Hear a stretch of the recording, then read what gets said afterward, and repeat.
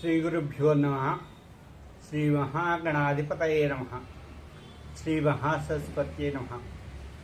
శ్రీగురుభ్యో నమః. శ్రీ ఓం. ఈ వీడియో ద్వారా మీకు చెప్పదలుచుకున్న అంశం ఏంటంటే, వ్యక్తి మరణించిన తర్వాత ఎటువంటి కర్మలు చేయాలి, ఎన్ని రోజులు చేయాలి, ఏమేమి నియమాలు పాటించాలి, కార్యక్రమం ఏ రకంగా ఉంటుంది అనేటువంటి యొక్క విషయాన్ని నేను ప్రస్తావించదలుచుకున్నాను. ఓం గణపతి హవామహే కవిం కవీనాముపమశ్రవస్తమం జ్యేష్ఠరాజం బ్రహ్మణాం బ్రహ్మణస్పదాన శృణ్వన్నోతిభిస్సీదసాదనం ప్రణో దేవీ సరస్వతి వాజేభిర్వాజనీవతి శ్రీనామ విత్రయతో శ్రీ మహాసరస్వత్యై నమః. గురుర్బ్రహ్మా గురుర్విష్ణు గురుర్దేవో మహేశ్వరః గురుర్సాక్షాత్ పరం బ్రహ్మ తస్మై శ్రీ గురవే నమః. పుట్టినవాడు గిట్టక మానడం అది సహజం. ప్రతి జీవి కూడా ఏదో ఒక రోజు ఆ యొక్క మరణము అనేది తప్పకుండా సంభవించాల్సిందే.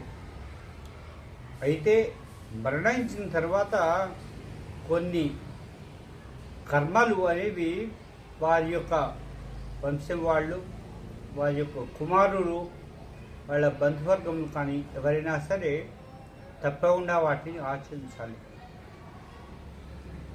ఈ యొక్క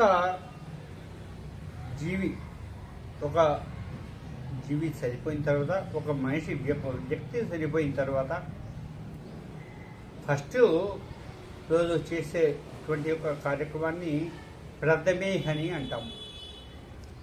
అంటే వాస్తవంగా ఒక వ్యక్తి మరణించిన తర్వాత సూర్యాస్తమయం వేళకు తప్పకుండా దహన సంస్కారాలు చేయాలి.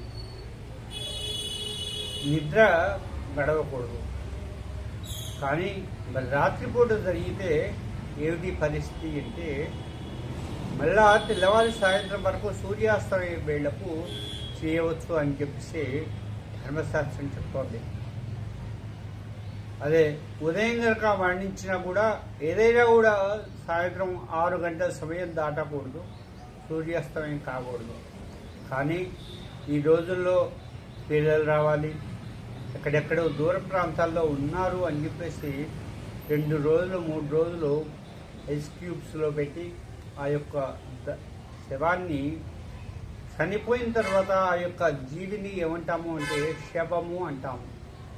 ప్రాణము ఉన్నంత వరకు శివము, వ్యక్తిలోంచి ప్రాణం వెళ్ళిపోయిన తర్వాత శవము అంటాము.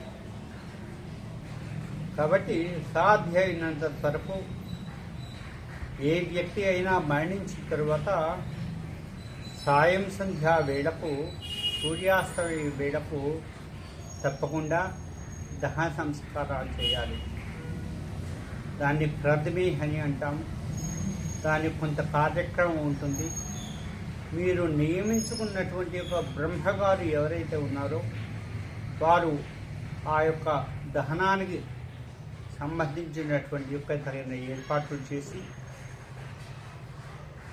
మీకు ఆ కార్యక్రమాన్ని చేయిస్తారు. ప్రథమంగా కార్యక్రమం ఎక్కడైతే ఆ జీవి చనిపోయి ఉన్నారో అక్కడ ఆ కార్యక్రమం అనేది ప్రారంభం అవుతుంది. అక్కడ కొంత కార్యక్రమం ఉంటుంది. బ్రాహ్మలకు యథావిధిగా ఒక పురోహితుని ఆ యొక్క అపర కార్యక్రమాలు చేసేవాళ్ళు అంటారు. ఆ బ్రాహ్మలు అపర కార్యక్రమం చేసేటువంటి యొక్క, అంటే బ్రాహ్మణుడు అనేవాడు అన్ని కార్యక్రమాలు చేయించేవాడు అర్హుడే. ఇది పూర్వ కార్యక్రమాలు చేయిస్తాడు, అపర కార్యక్రమాలు చేయిస్తాడు. కాబట్టి మనము నియమించుకునేటువంటి యొక్క బ్రహ్మగారు ఎవరైతే ఉన్నారో వారిని కాస్త మనము చూసి 1-2 సార్లు ఆలోచించేసి వారిని మనం నియమించుకోవాల్సి ఉంటుంది. ఆ బ్రహ్మగారు ఎవరైతే ఉన్నారో వారు ముందుగా ఇంటి దగ్గరికి వచ్చి ముందు ఆ యొక్క కార్యక్రమంలో భాగంగా ముందు స్నానం చేయించి ప్రేత స్నానం మలాపకర్షణ స్నానము అంటారు దాన్ని. ఆ మలాపకర్షణ స్నానం చేయించి మంత్రయుక్తంగా ఆ ప్రేతకు అలంకరణ చేసి, ఆడవాళ్లకు ఒక రకంగా ఉంటుంది, సుమంగళికి ఒక రకంగా ఉంటుంది, పురుషులకు ఒక రకంగా ఉంటుంది. ఆ యొక్క క్రియా విధానం ద్వారా చేస్తారు. దాన్ని ప్రథమే అని అంటారు. ఆ తర్వాత ఎక్కడైతే ఆ దగ్గరలో శ్మశాన వాటిక ఉందో, బలీల గ్రౌండ్ ఏదైతే ఉందో అక్కడికి తీసుకొని వెళ్ళి ఆ యొక్క దేహాన్ని మంత్రయుక్తంగా బ్రాహ్మణులు కానీ, క్షత్రియులు కానీ, వైశ్యులు కానీ తప్పకుండా ఆ యొక్క కార్యక్రమం చేసే రోజున బ్రాహ్మణుడు తప్పనిసరిగా ఉండాలి. మిగతా వాళ్ళు నాన్ బ్రాహ్మణ్స్ ఎవరైతే ఉన్నారో వారు వాళ్ళ ఆచారం ప్రకారంగా కూడా ఆ యొక్క దహన కార్యక్రమం అనేది చేస్తూ ఉంటారు. తర్వాత ఆ రోజు దహన కార్యక్రమం అయిపోయిన తర్వాత ఇంటికి వచ్చి ఎవరైతే యజమాని ఉన్నారో, యజమాని భార్య, యజమాని బంధువర్గము ఎవరైతే ఆ ఇంట్లో ఉన్నారో వాళ్ళందరూ కూడా ఇంటికి వచ్చి తలస్నానం చేసి ఇల్లంతా కూడా శుభ్రంగా చేసుకొని ఆ యొక్క జీవి ఎవరైతే ఎక్కడైతే పడుకున్నారో ఆ ఇంట్లో ఆ ప్రదేశంలో ఒక తెల్లటి వస్త్రము పరిచి అక్కడ ప్రతినిత్యం కూడా కార్యక్రమాలు అయిపోయేంతవరకు కూడా దీపారాధన చేయవలసి ఉంటుంది. ప్రథమే అని రోజు దగ్గర నుంచి ఎప్పుడైతే వ్యక్తి చనిపోయాడో వెంటనే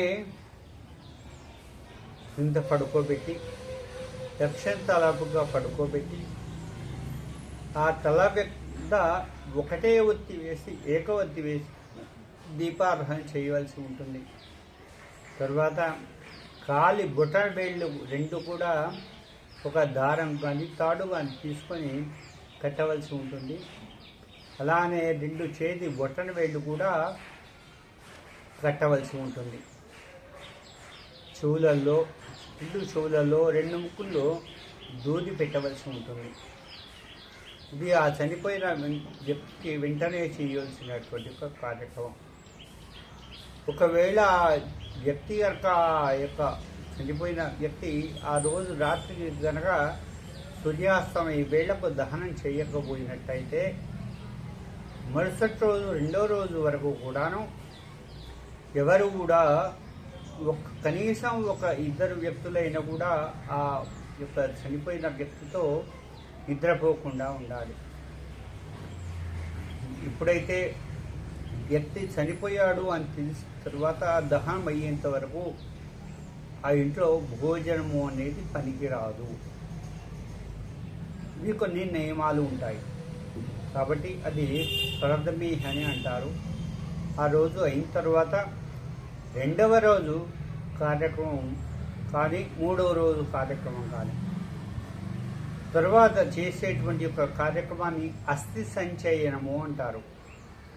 అస్థి సంచయనము బాడీ ఎప్పుడైతే కాలిపోతుందో పూర్తిగా అగ్నికి దగ్ధం అవుతుందో ఆ లోపల ఉన్నటువంటి ఒక ఎముకలు ఏవైతే ఉన్నాయో అవి ఉంటాయి అన్నమాట. ఆ రెండవ రోజు మంత్రశుద్ధితో రెండవ రోజు కానీ వీలైన వాళ్ళు రెండవ రోజు చేస్తారు, కొంతమంది మూడవ రోజు చేస్తారు.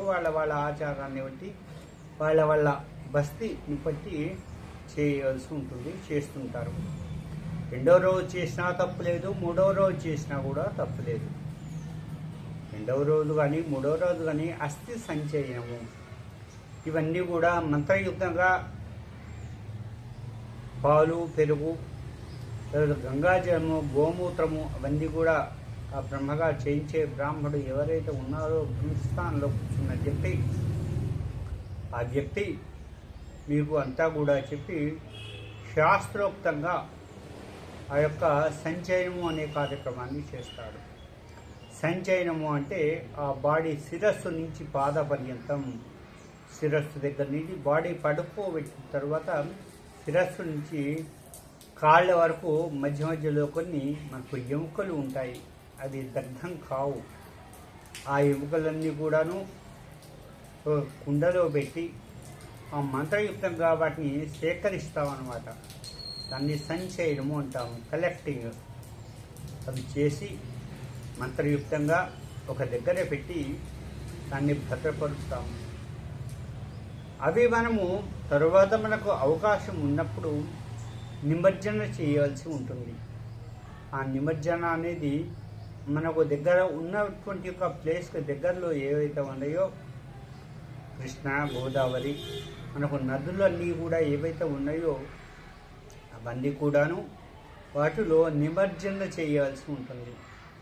ఆ నిమజ్జన చేసే రోజు కూడాను కొంత వేద మంత్రాలతో, రుద్ర నమ్మకంతో ఆ యొక్క కార్యక్రమం అనేది మీరు నియమించుకున్నటువంటి ఒక బ్రాహ్మడు ఆ కార్యక్రమాన్ని చేసిన తర్వాతే ఈ కార్యక్రమం అనేది ఎక్కడైతే మనము నిమజ్జన చేయదలుచుకున్నామో ఆ నిమజ్జన చేసేటువంటి యొక్క దాని ముందే అక్కడే కూర్చోబెట్టి బ్రహ్మగారు యథావిధిగా ఆ కార్యక్రమాన్ని చేయిస్తారు.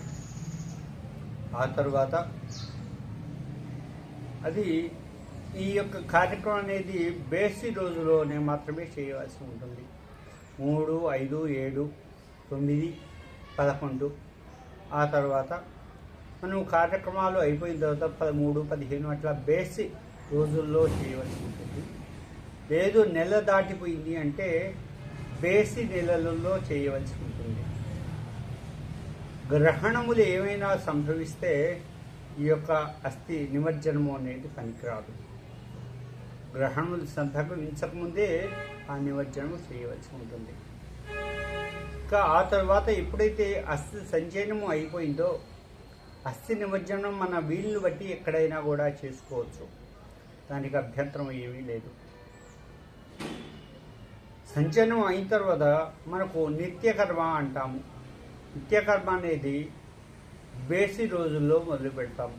అంటే 3, 5, 7, 9 ఇవి బేసి రోజులు. ఈ బేసి రోజుల నుంచి అంటే నిత్యకర్మ అనేది ఎన్నో రోజు మొదలుపెట్టినా మొదటి రోజు నుంచే ప్రారంభం అవుతుంది. ఇప్పుడు మనకు 3వ రోజు మొదలుపెట్టడానికి అవకాశం ఉంటే 3 నుంచి మనం ప్రతినిత్యము చేయవలసి ఉంటుంది. లేదు 3వ రోజున కార్యక్రమం చేయడానికి వీల్లేని పక్షంలో 5వ రోజు నుంచి మొదలుపెట్టవలసి ఉంటుంది. అంటే 5వ రోజు కార్యక్రమం చేసినా కూడా బ్రహ్మగారు 1వ రోజు నుంచి 1, 2, 3, 4, 5 వరకు చేయిస్తూ 6వ రోజు నుంచి ప్రతినిత్యము చేయించవలసి ఉంటుంది. అదే 7వ రోజు కనుక మొదలుపెట్టినట్టయితే 1 నుంచి 6 రోజులు చేస్తూ మళ్ళీ 7వ రోజు నుంచి 8, 9 అలా చేయవలసి ఉంటుంది. కానీ ప్రస్తుతం అంత సమయాభావము లేక చాలామంది కూడా 9వ రోజు నుంచి మొదలు పెడుతున్నారు. అంటే 9వ రోజు నిత్యకర్మ ప్రారంభం చేసినా కూడాను 1, 2, 3, 4, 5, 6, 7, 8, 9 ఆ 9 రోజుల వరకు నిత్యకర్మను ఒకటే రోజు చేయటం చాలా ఎక్కువగా ఉంది. కానీ అది శాస్త్ర విరుద్ధం అయినప్పటికీ కూడాను, విరుద్ధం అని చెప్పట్లేదు, చేయొచ్చు అనేటువంటి ఒక ఆప్షన్ ఉంది.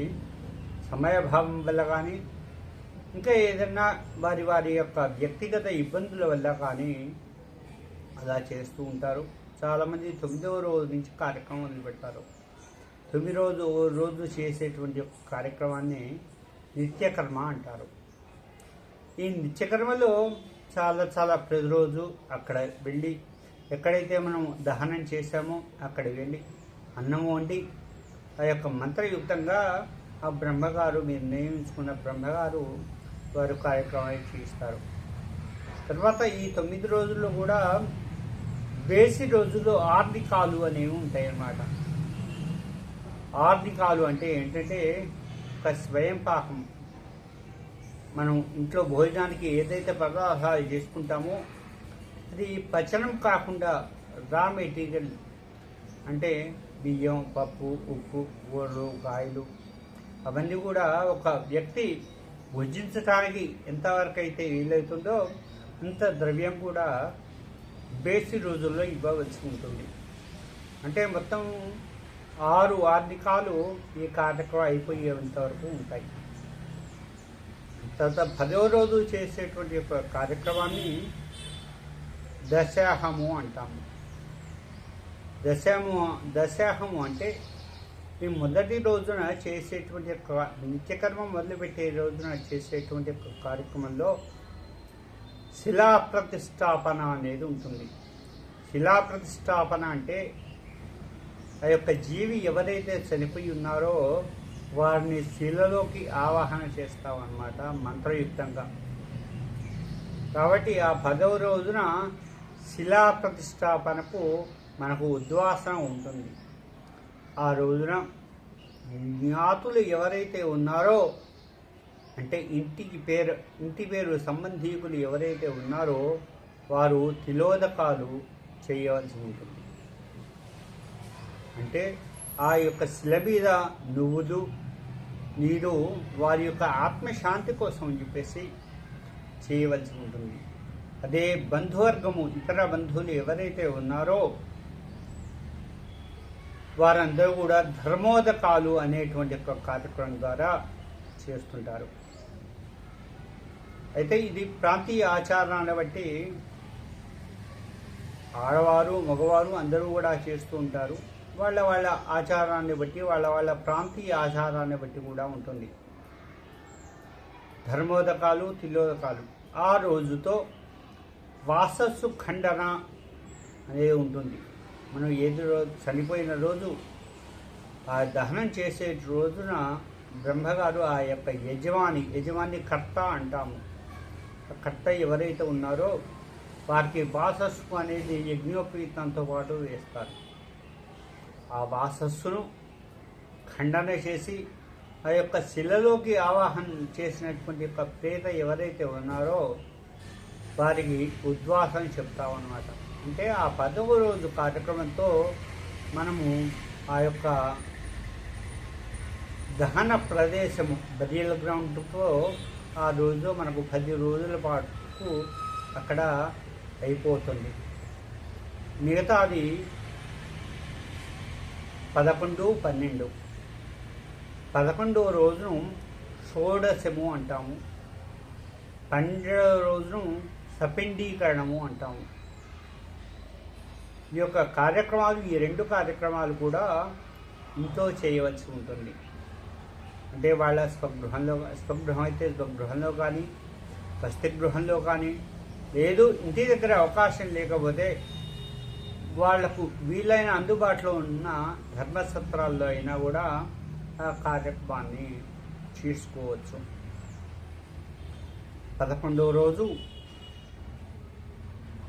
ఏకాదశి అని అంటాము. ఆ రోజున కార్యక్రమం కుషోత్సర్జనం అంటే ఆవుకు ఎద్దుకు వివాహం చేస్తాము మంత్రయుక్తంగా. ఆ తర్వాత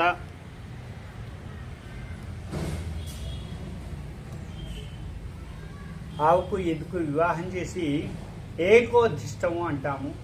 ఆ యొక్క కార్యక్రమాన్ని చేయించేటువంటి బ్రహ్మగారు వారు నిర్వర్తిస్తూ ఉంటారు. వాళ్లకు మనం చెప్పినట్టయితే మైల బ్రాహ్మలు అనేది ఉంటారు. ఏదో చటక విధానంగా చేస్తుంటారు. వాళ్ళ అవకాశాన్ని బట్టి శక్తిని బట్టి చేస్తూ ఉంటారు. ఇది 11వ రోజు కార్యక్రమం. ఇది కూడా పెద్ద కార్యక్రమే, కానీ కనపడని కార్యక్రమం. అందరూ 12వ రోజు చాలా పెద్ద కార్యక్రమం అనుకుంటారు, కానీ 11, 12 2 రోజులు కూడా విశేషమైన కార్యక్రమాలే. తరువాత 12వ రోజు సపిండీకరణము అంటాము. ఈ సపిండీకరణంలో ఏమిటి అంటే ఎవరైతే చనిపోయారో ఒక ఉదాహరణకు ఒక వ్యక్తి ఒక తండ్రి ఒక గృహంలో తండ్రి గారు చనిపోయారు. ఆ తండ్రి గారు చనిపోయితే ఆ యొక్క 12వ రోజు కార్యక్రమం వరకు ఉదయం వరకు ఆ యొక్క తండ్రి గారు ఎవరైతే ఉన్నారో వారిని ప్రేత అంటాము. ప్రేత శబ్దంతో ఇక్కడ కార్యక్రమం చేస్తూ ఉంటారు బ్రహ్మగారు. ఆ తర్వాత ఇంకా వారికి ఆ 12వ రోజుతో ఆ యొక్క మిగతా వాళ్ళల్లో కలవాల్సి ఉంటుందన్నమాట. అంటే ఆ జీవి ఎవరైతే ఉన్నారో వారి నాన్నగారు, తాతగారు, ముత్తాతగారు 3 తరాల వాళ్ళు కూడా ఆ యొక్క 12వ రోజు కార్యక్రమంలో వస్తారు. దాన్ని పితృపితామహ ప్రపితామహ అంటారు. ఆ జీవి ఎవరైతే ప్రేత ఎవరైతే ఉన్నారో ప్రేత యొక్క తండ్రి, తండ్రి తండ్రి, తండ్రి తండ్రి, ఆ ముగ్గురిని కూడా అక్కడ ఆవాహన చేసి మంత్రయుక్తంగా ముందు ఉదక సంయోజము అని ఉంటుంది, తర్వాత పిండ సంయోజము అనేది ఉంటుంది. దీన్నంతా కూడాను సపిండీకరణం అంటాము. అక్కడ కూడా చేతక శ్రాద్ధం కానీ లేదా యథావిధిగా మహిళ భోక్తలు కానీ పెట్టి ఆ యొక్క కార్యక్రమాన్ని నిర్వహిస్తూ ఉంటారు. ఎవరి వారి ఆర్థిక పరిస్థితులు బట్టి వారి ఈ కార్యక్రమాలను చేస్తూ ఉంటారు. ఆ తర్వాత 12వ రోజు సపిండీకరణము అయిపోయిన తర్వాత మనకు ఆ యొక్క జీవి ఎవరైతే ప్రేత ఉన్నారో ఆ ప్రేతత్వ విముక్తి కలగడం కోసం అని చెప్పేసి ఆ జీవి ఎవరైతే బ్రతికున్నాళ్ళు ఏ మంచి కార్యాలు చేశారో, ఎటువంటి కార్యాలు చేశారో, ఏం చేశారో తెలియదు. కాబట్టి తెలిసినా తెలియకపోయినా కొన్ని దానాలు అనేవి ఉంటాయి. దశదానాలు, షోడశ మహాదానాలు, ఉపదానాలు అనేవి 3 రకాలుగా ఉంటాయి. దశదానాలు అంటే 10 దానాలు, షోడశము అంటే 16 దానాలు, దశదానాలు షోడశ దానాలు కలిపి మొత్తం 26 దానాలు. తర్వాత ఉపదానాలు. ఈ ప్రకారంగా దాన కార్యక్రమాన్ని చేసుకొని ఆ యొక్క జీవిని ప్రేతత్వ విముక్తి చేయాలి. దానములలో గో, భూ, కిల, హిరణ్య, వాసో, ఆజ్య, గుడాంచ, లవణం ప్రీతి విద్యాహు దశదానా ప్రకీర్తా. ఆ యొక్క శక్తి కొలది, శక్తి వంచన లేకుండా ఆ దానాలు చేయవలసి ఉంటుంది. అయితే కొన్ని దానాలు మనం చేయలేనివి ఉంటాయి. వాటి ప్రత్యామ్నాయం యథాశక్తి దక్షిణ ఇచ్చి ఆ యొక్క మంత్రయుక్తంగా చెప్పి మీరు పెట్టుకున్నటువంటి ఒక బ్రహ్మగారు ఎవరైతే ఉంటారో వారు ఆ కార్యక్రమాన్ని నిర్వహిస్తారు.